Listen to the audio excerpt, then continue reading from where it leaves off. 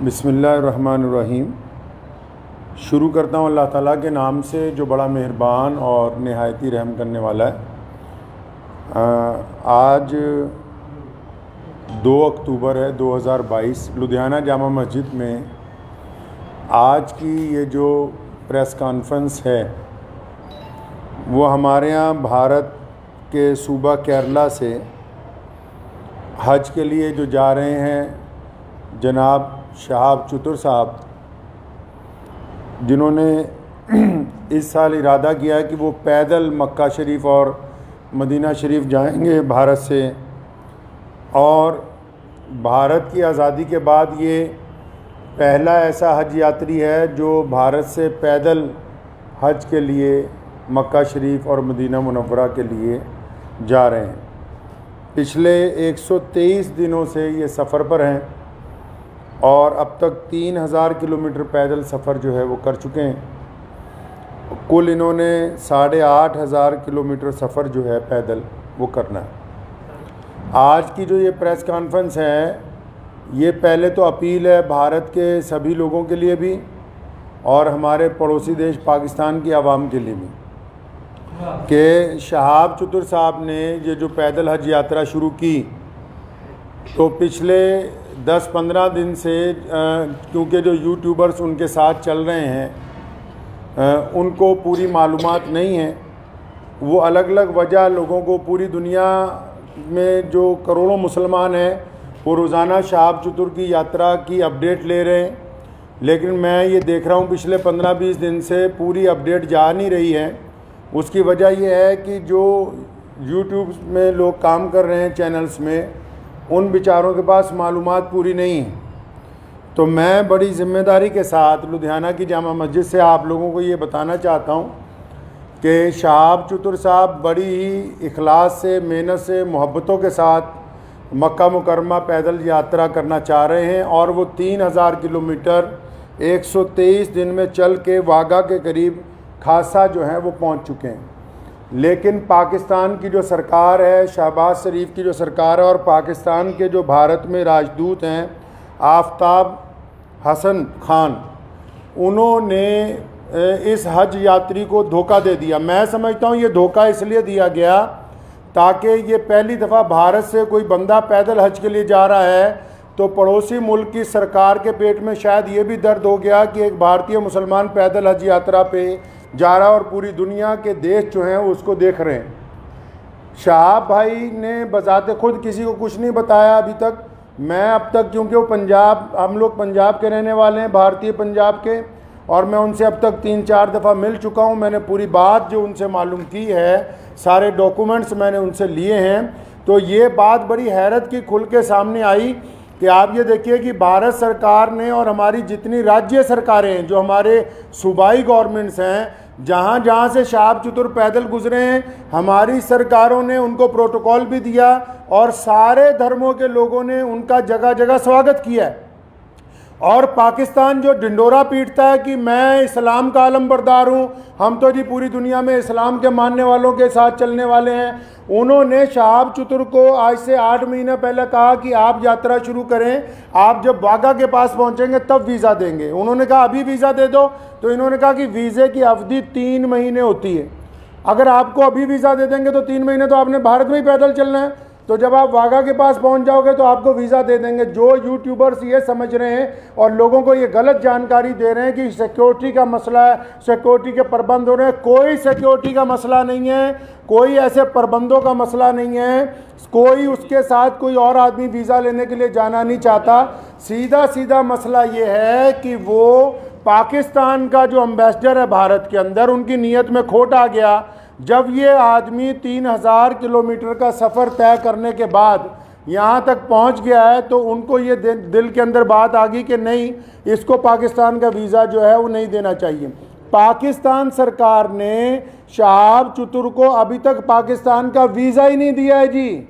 ये बड़ी हैरत की बात और शर्म की बात है वहाँ की सरकार के लिए, जो एक भारतीय पैदल हज यात्री को रोकना चाहती है। क्योंकि अलग अलग लोगों का अलग अलग तरीका। अब हमें ये पता है कि भारत का एक पैदल यात्री जब जाएगा वो पूरी दुनिया के अलग अलग मुल्कों से गुजरेगा, तो जाहिर सी बात है कि लोगों को पता होगा कि भारत सरकार की तरफ से भारत के लोगों की मोहब्बतों को लेकर मक्का और मदीना पहुंच रहा है। तो जहां पड़ोसी मुल्क की आवाम, रोज़ाना हम लोग सोशल मीडिया पे देखते हैं, पड़ोसी मुल्क की आवाम उनका इस्तकबाल करना चाहती है, उनका इंतज़ार करना चाहती है, वहीं पड़ोसी मुल्क के बददियानत हुक्मरान जिन्होंने कभी भारत के मुसलमानों के लिए कुछ नहीं किया, मैं कहना चाहता हूं उनको बार बार, हमने तुमसे कभी कुछ नहीं मांगा 75 सालों में, कोई तुम्हें कोई डिमांड नहीं की, ना हम मुश्किल में हो आसानी में हो, हर सूरत के अंदर हम अपने वतन में खुश हैं, इत्मीनान से हैं।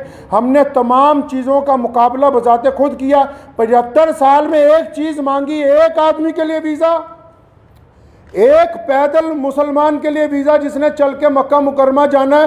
तुम एक मुसलमान को पैदल गुजरने की जगह नहीं अपने मुल्क में से दे सकते। तुम किस काम की तुम हुकूमत चला रहे हो कि हम इस्लाम के नाम पे हुकूमत चला रहे हैं। अफसोस है जो इस्लाम का नाम लेके वहाँ की हुकूमत बार बार कहती है कि हम इस्लाम का नाम लेके हुकूमत चला रहे हैं, इनके दिलों के अंदर खोट भरा हुआ है। अगर भारत के खिलाफ कोई बात करनी हो, अभी पाकिस्तान का सारा मीडिया चिल्लाने लगेगा। आज 15 दिन हो गए शहाब चतुर को आहिस्ता आहिस्ता चलते हुए, 15 दिन हो गए एक जगह पर रुके हुए। पाकिस्तान का जो खरीदार मीडिया वो भी चुप है, बोलने के लिए तैयार नहीं कि हमारा जो हाई कमिश्नर है वो बदमाशी कर रहा है एक मुसलमान के साथ। मैं ये कहना चाहता हूं, उनकी सरकार को भी कहना चाहता हूं, पाकिस्तान की सरकार को भी और वहाँ के हाई कमिश्नर को भी, कि अगर आपके दिमाग में ये गलत फहमी है कि शहाब चतुर साहब को तुम वीज़ा नहीं दोगे तो भारत का ये पैदल यात्री मक्का नहीं पहुँच सकेगा, तो आप अपने दिमाग में से इस गलत फहमी को बिल्कुल निकाल दीजिए।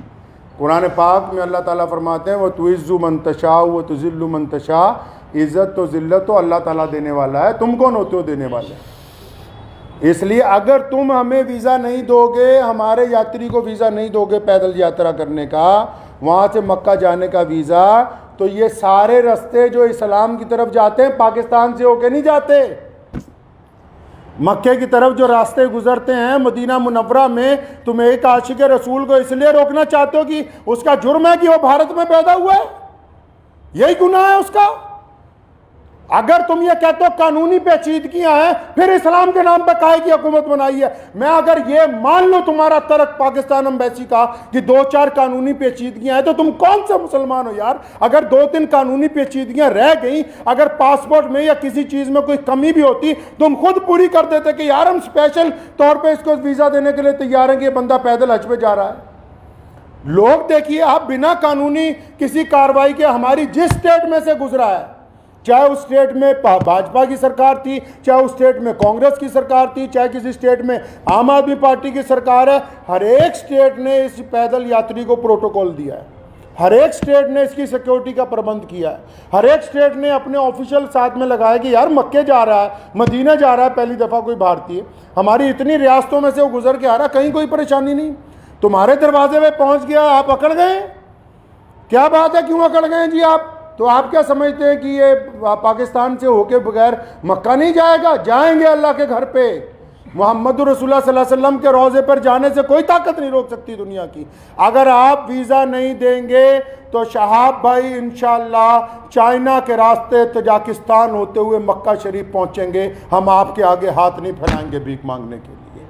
मैं भारत के प्रधानमंत्री माननीय श्री नरेंद्र भाई मोदी जी से भी गुजारिश करना चाहता हूँ कि आप हमारे देश के प्रधानमंत्री हैं और आपने जहां सबकी बात की है, जहां आपके सारे राज्यों में से शहाब चतुर गुजर के पहुंचा है, मैं आपसे विनती करता हूं कि हमारे विदेश मंत्रालय को आदेश दें कि शहाब चतुर की जो यात्रा है इसको चाइना के रास्ते इसके प्रबंध करवाए जाएं।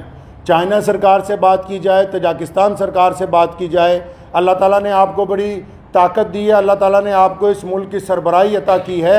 तो आपसे मेरी ये गुजारिश है, भारत के सभी लोगों से गुजारिश है और पड़ोसी मुल्क के जो अवाम है उनसे भी गुजारिश है कि ऐसे बददियानत हुक्मरानों के यार पीछे लगे हुए हो जो एक मुसलमान को वीज़ा नहीं देना चाहते पाकिस्तान जाने का।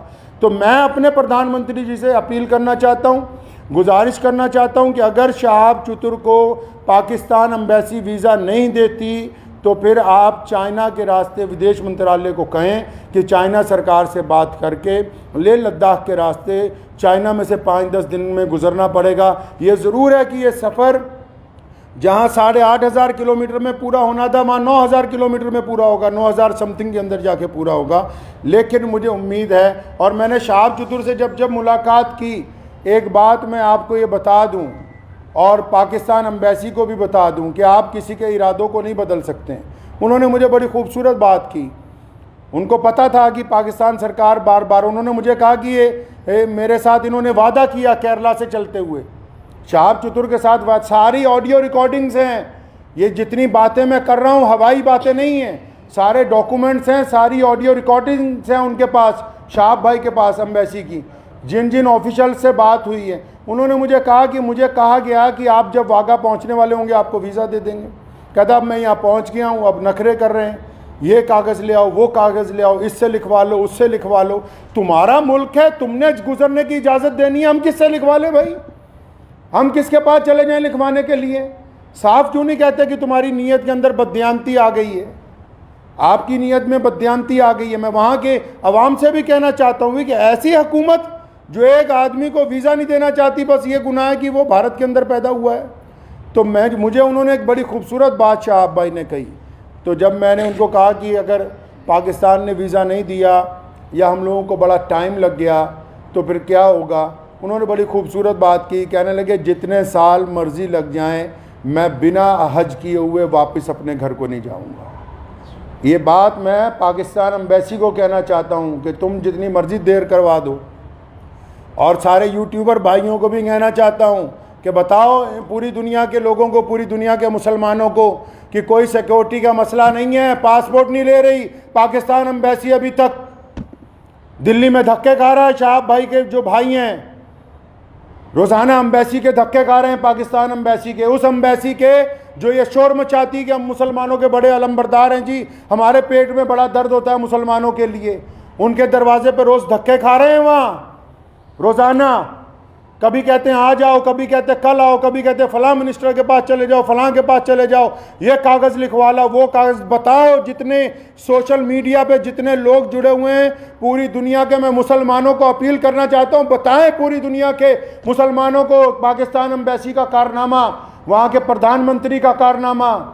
एक आदमी से डर रहे हो यार, एक हाजी जा रहा है हमारा हज के ऊपर पैदल।